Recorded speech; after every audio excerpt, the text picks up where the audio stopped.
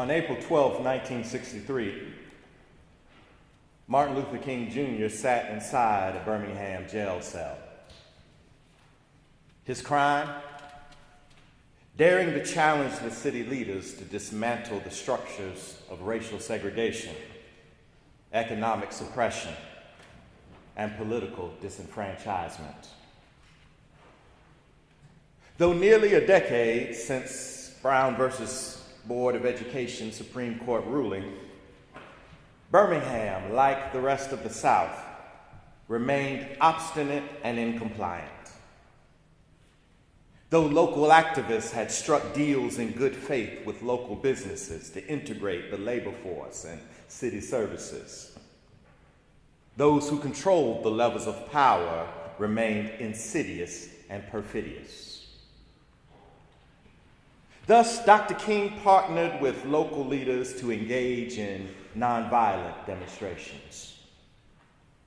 They intended to expose the acute structural violence that encumbered the existence of blacks in Birmingham. Public Safety Commissioner Bull Connor and local police contributed to a theater of terror for African Americans. As King's nonviolent demonstration ultimately exposed, city leaders were willing to go to any extent. Fire hoses, attack dogs, billy clubs, and even the bombing of churches to defend an unjust status quo. White supremacy was the enduring lie that sustained those in power.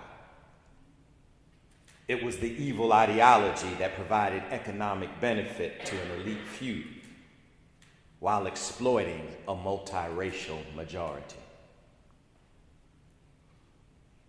Yet resistance did not just extend from ardent segregationists. While King sat in the jail that April day, 8 local religious leaders released a public statement in several local newspapers entitled, "An Appeal for Law and Order and Common Sense." These prominent ministers and rabbis were well respected as voices of moderation. They were highly regarded for their well-reasoned clarity and political savvy. When they spoke, people listened. And on this occasion, they used their voice to call King's demonstrations, I quote, unwise and untimely. The statement went on to make a fallacy of false equivalence between nonviolent protesters and the forces of violence that sought to suppress dissent. They stated, just as we pointed out that hatred and violence have no sanction in religious or political traditions, we also point out that such actions that incite hatred and violence have contributed to local problems. The statement then goes on to commend law enforcement on their calm and restraint and for protecting our city from violence. It ends with a puerile and patronizing conclusion. We appeal to both our white and Negro citizens to come together in common sense and decency. I cite this statement today not to elaborate on the moral clarity, consistency, and intellectual acumen demonstrated in King's famous response, a letter from a Birmingham city jail. But rather, I cite this public statement as a harbinger of our contemporary moment. 50 years after Martin Luther King Jr.'s assassination on April 4th, 1968, we continue to confuse appeals to law and order with appeals to justice. 50 years later, we continue to frame institutional challenge from people of color as inherently violent while commending militarized police forces, the prison industrial complex, and other forms of state suppressions as keepers of the peace. And 50 years after a bullet severed King's spine, we continue to frame those who condemn this nation's love affair with weaponry as unwise and untimely. Sure, we've incorporated Martin Luther King Jr. into our ideological talking points. He is now part of the pantheon of American civic gods. We've encased him for mass consumption as MLK, the innocuous colorblind dreamer, a veritable tooth fairy of racial harmony. And we appeal to him as a moral paragon of peace every time citizen protest exposes the hypocrisy of democracy for those living on the underside of an American empire. Yet this nation still refuses to wrestle with the implications of his moral thought and political philosophy in the contemporary moment.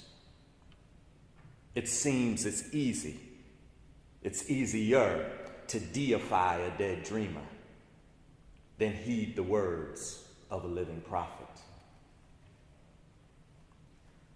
Unfortunately, to do this would mean that you and I must own our own complicity in extending the tentacles of injustice at home and abroad. Maybe this is why, like those 8 religious leaders, too many of us appeal to common sense and calm to mask our moral cowardice. We appeal to peaceful solutions when it comes to those terrorized by inadequate housing, underfunded schools, and low-wage employment. But the difference is between King and those 8 ministers then, and King and many of us now, is that King could see. His clarity of moral vision reminded us then and reminds us now that we do not have to make this so difficult. It's not that difficult. It's not difficult to see that there's a problem with a nation that defends the right to bear arms with greater fervor than it does the right for all citizens to vote. It's not difficult to see that there's a problem with a nation that allows some states to spend more per year to house prisoners than it does per pupil for education. And it's not difficult to see that any nation that sticks with a system of taxation that has exacerbated economic inequality over the past 4 decades is a society heading for collapse.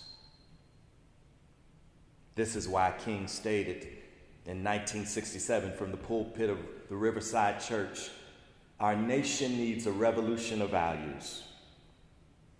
We need to move from a thing-oriented society to a love-oriented society. A society that places people over profits and the common good over individual acquisition.